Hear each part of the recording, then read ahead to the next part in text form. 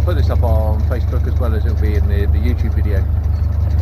So welcome to both. Some of you that already know us and speak to us will know that we are planning a journey up the Grand Union District and do the Thames Ring. Obviously last year we came down the Oxford, so we'd already done that bit, so we're going to do the South Oxford again. So yeah, a nice little jolly out for us this year over the summer. We'll cover as much of it as we can for you. Get some videos and pictures for Facebook, all the good stuff. But for now, destination today, hopefully, Great Bedwin. I'll let you know when we get there. I'll share some stuff with you later. So yeah, I'll see you later. Oh, nearly a year to the day since we came through. I think it's a year and 3 days, 4 days maybe at the most. Just gone through Wootton Rivers Lock, 3 more and we'll be up on the Summit Pound. It's through the Bruce Tunnel. Ooh, warming up, might have to lose the jumper. But Helen's back there somewhere. Just about here, there we go. Oh, nice. Should have been looking where I was going, just stood in something nasty. Whoopsie daisy. That's an old phrase, isn't it? Yeah, since the CRT removed all the waste bins, unfortunately people are not being responsible and picking up. In a way I can't blame them, in a much bigger way I do. You should always pick up after your dog. Pick up after mine. Never mind. It'll clean off on the walk.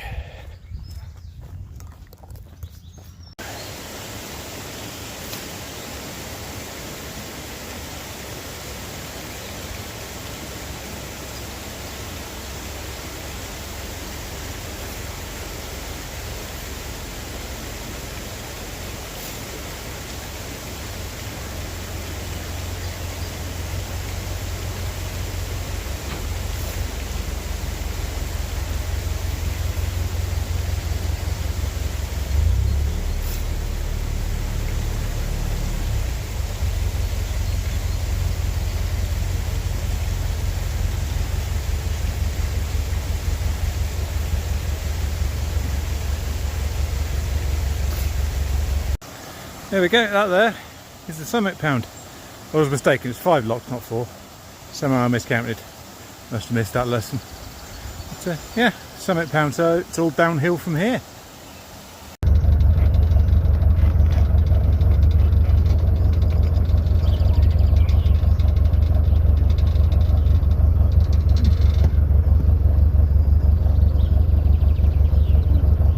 Maybe I should go grab the sunglasses. Yeah, we're going into the woods.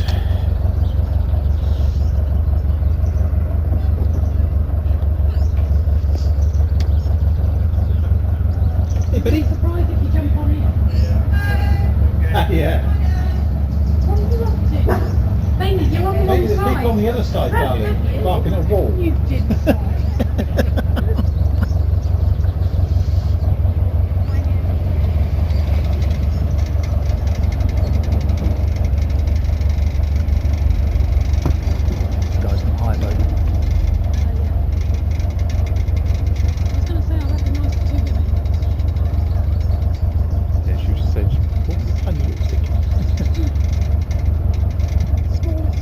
Bailey, you've got a bottle of water inside. You don't need to lick moisture off a paint tin. You want to fill up on? No, she's after something. She's after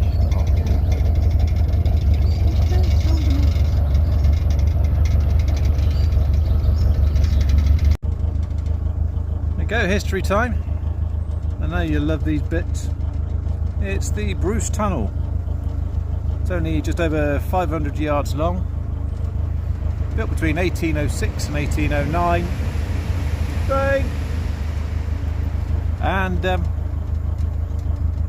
yeah, it's named after a local Earl, Thomas Brudenell Bruce, who was the local landowner at the time, who didn't want the canal going over his land or a deep cutting, so insisted on the tunnel. As you can see, we can see the other side already. A little more than a fat bridge.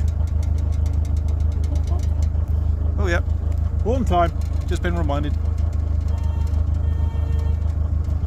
Tunnel light should already be on.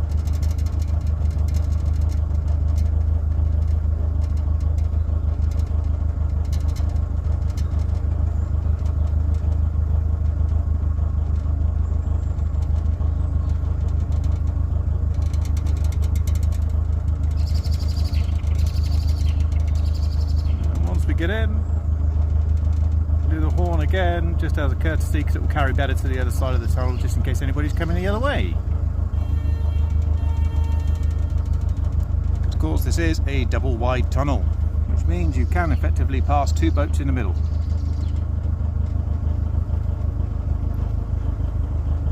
If you want to watch a video with a real tunnel, go back to one of our early videos where we did the Harecastle tunnel, Trenton Mersey.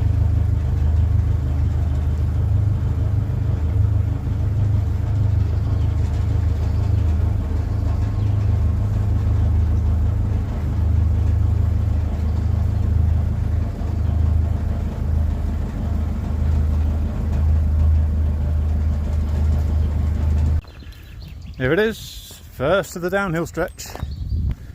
And it's downhill all the way to the end. Assuming we get through Newbury. The other end of the K&A, struggling with water levels at the minute. What's the point? It's the River Kennet.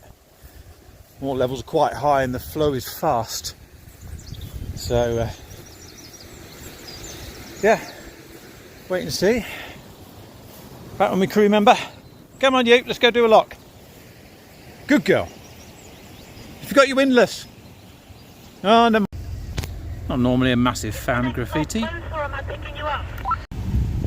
you go, a bit more history for you. That is the Crofton beam engines.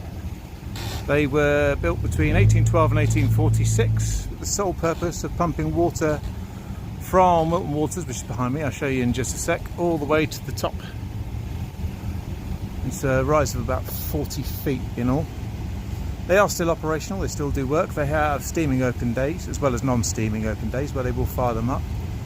And yeah, they are still capable of doing it. They have offered to do it before when the electric pumps have failed, but the cost of the coal was prohibitive. But up there, well, quite so pretty, is the new electric pump, which was installed last year. Which, going by the lack of water on the long pound and the summit pound, more to the point, it's working really well. Anyway, that there is Wilton Water, where it pumps in. You can see the centre of the screen there, black and white gadgets, they do that. And on a more personal note, that there is Inca. Used to belong to Uluru. Hope you guys are doing well if you watch this, and hopefully we can catch up with you sometime and catch up with all your new adventures. Anyway, I best get to opening these lock gates, don't I? Well, all being well, this should be the last lock. Yeah, lock, what is it, 64, there we go, look at the number over there. Yeah, so all the way over the summit, almost at Great Bedwin, got to top up on water, and we're nearly there, which is lovely. And apparently, according to a couple of boats that just came up the lock before us, they've just left the mooring down on the visit moorings, so really hoping that's still there. If it is, that'd be handy, really handy. So I best get back to crewing and go do this lot, otherwise there'll be complaints. There she is, rope wrangling. Right, see you in a bit. And these two taking a bit of a refuge from the sunshine underneath the bridge. So I'm going to have to leave Bailey on board while I do the next bit. But however, we are filling up on water first. Let's get that done.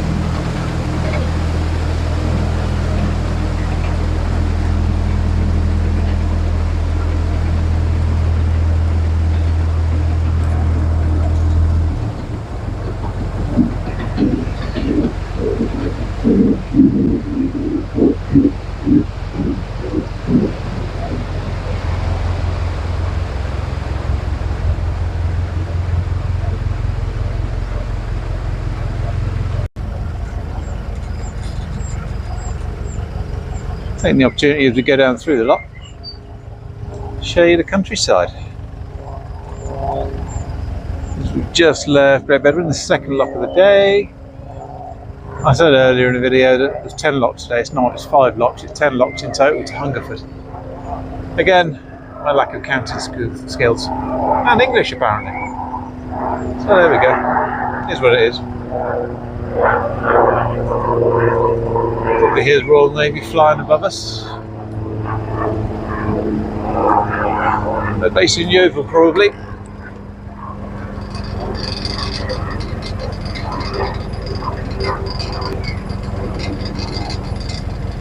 Beautiful day.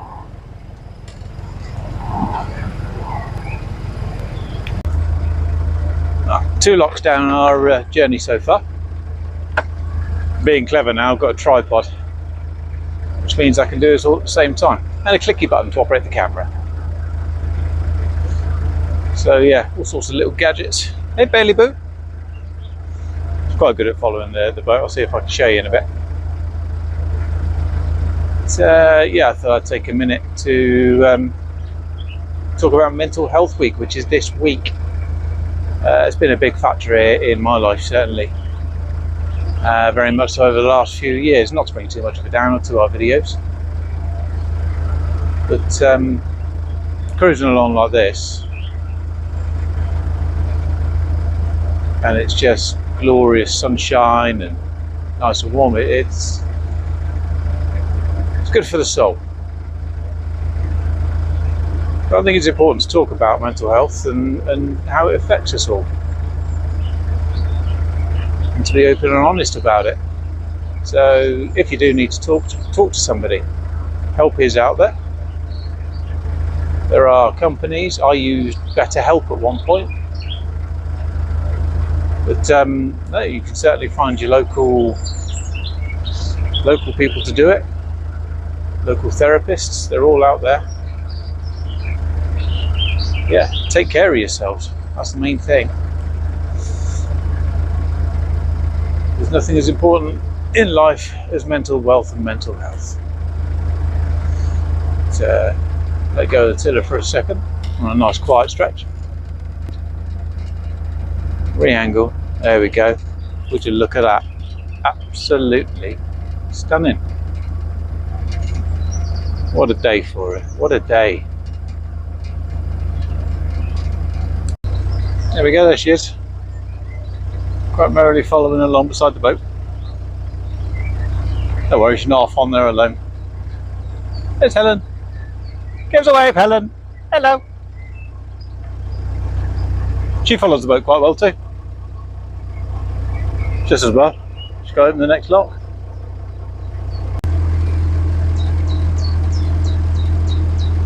It's amazing how quiet it is down this section. K&A is quite notorious for being populous, let's put it that way. But since we came up the flight a couple of weeks ago, and we did the long pound, which is 13 miles long from last video, you'll remember. I'm sure you do. Anyhow, yeah, there were fewer boats up there than I've ever seen before. I mean, don't get me wrong, it was still enough people to form a decent community, but there were a lot of spots that are normally full of boaters and what have you that just weren't. And certainly since coming down here, I mean, this bit's always fairly quiet, but I think that's a lot to do with there's not a lot of amenities around here. I mean, yeah, you got the shops here in Great Bedford, and Hungerford's not too far, and it's a nice town. But no, it has been so quiet. We're not even seeing many moving boats. It's a bit of a shame, because if the canals aren't used, they will fall into disrepair. All the greenery you see to the left and the right of the boat will very happily take over the water in between, because it's stagnant. It doesn't have a flow, not like a river.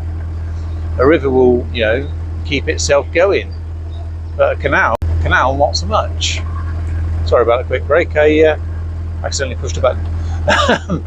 Happens. Yeah, so the movement of boats is important. It's no good just sitting still or leaving the canals altogether. It's the movement of the boats that keep it going. It really is. If you look on other videos from other YouTubers, you'll see them do some of the lesser used arms. Certainly Birmingham Canal Network. A lot of that, other than the main line through it, gets quite overgrown in places. Where else? Slough Arm on the Grand Union. That's overgrown. It's, Danny and Joe, I think, went down there earlier this year. And I watched their video on it, and they're fighting all the time. Good friends of ours, Pete and Sue, they travel about on their narrowboat Tempranillo through the summer,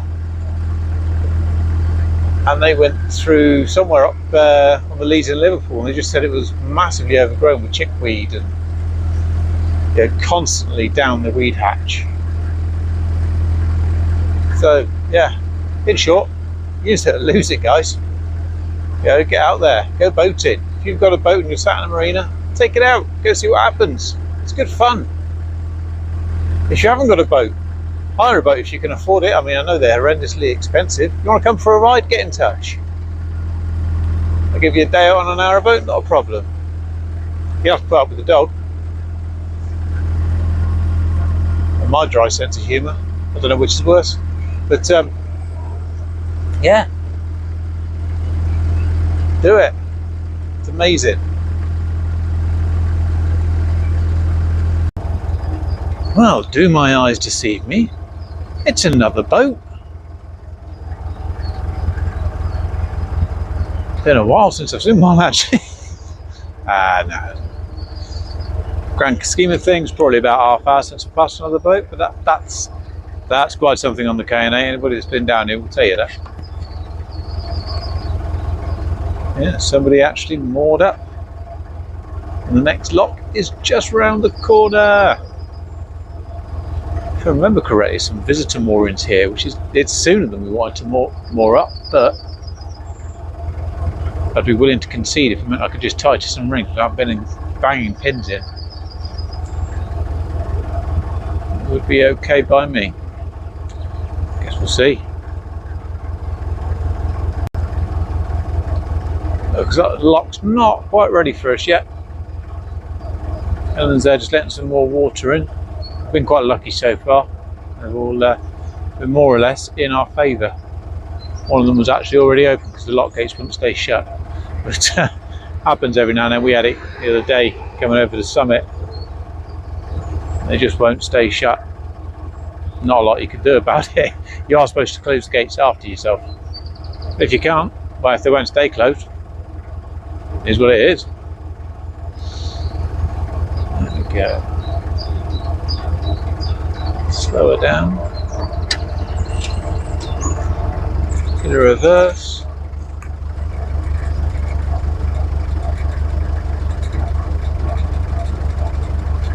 Luckily there's not much of a breeze today, so it should just be able to hang around in the middle.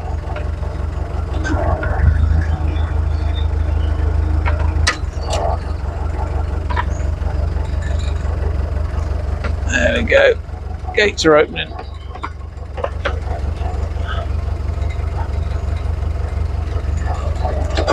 In we go.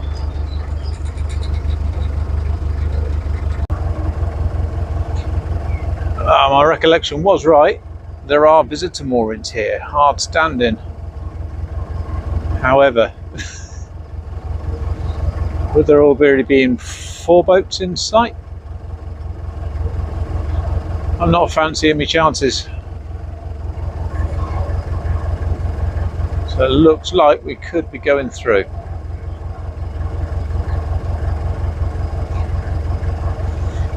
Let's see.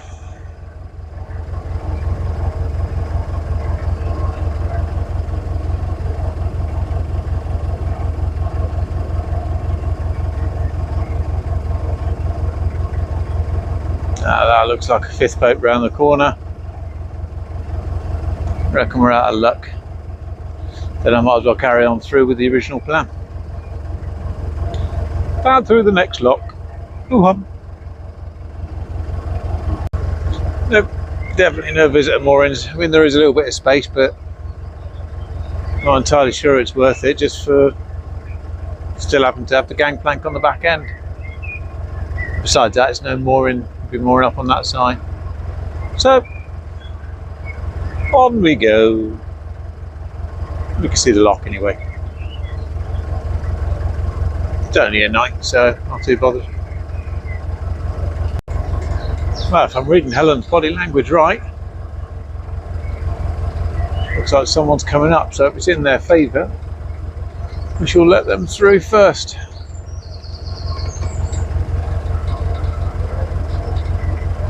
Hello. Oh, yep, there's somebody else there. Someone for Bailey to con to throw a stick. And she will.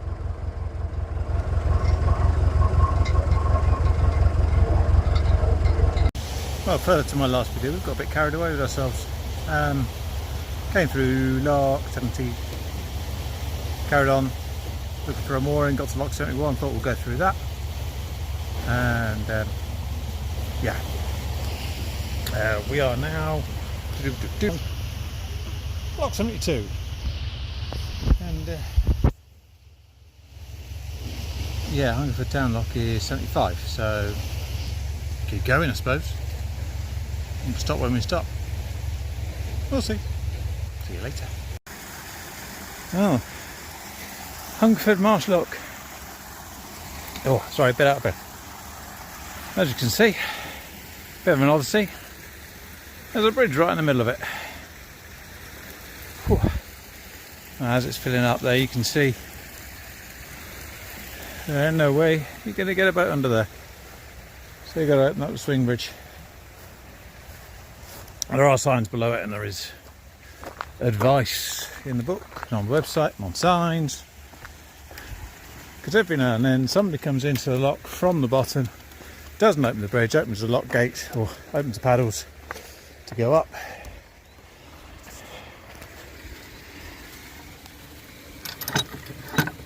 And yeah, lifts the gate off its hinge or sinks the boat. One or two. Yeah, there you go. Helen's waiting patiently out there while I open this.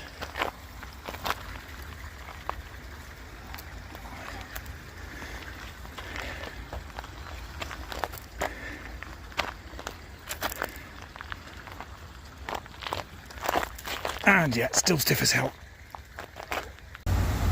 Quick stop at the butcher's to pick up a few bits, some provisions for through the week. Might actually get a chance for a barbecue at some point, who knows?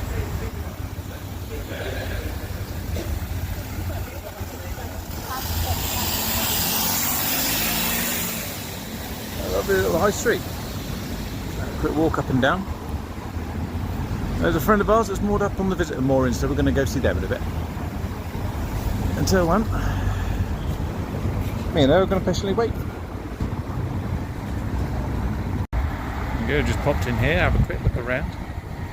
Helen's in there now having a look. It's a bit of a warren in there, so couldn't do any filming. It's unfortunate, but I'll have a quick look through the window. You see, lots and lots of stuff. Goes back quite some way. Sorts of vintage and antique stuff in there.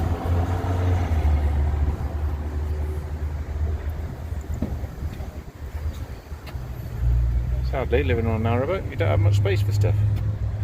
However, quite taken by those. You know full well one of them will get smashed within a week. Go through a lock or something. We're at the top end of the high street here, I think. Gonna wander up a little bit further, see what's up there, and then wander back down. I think there are something like 14 antique shops all in all in town. So if you like antiques and stuff like that, place for you. There's actually two across the road there, actually. There we go. The blue one there. And then that one just above that van there. Quick pit stop for a pint, and something I'm used to.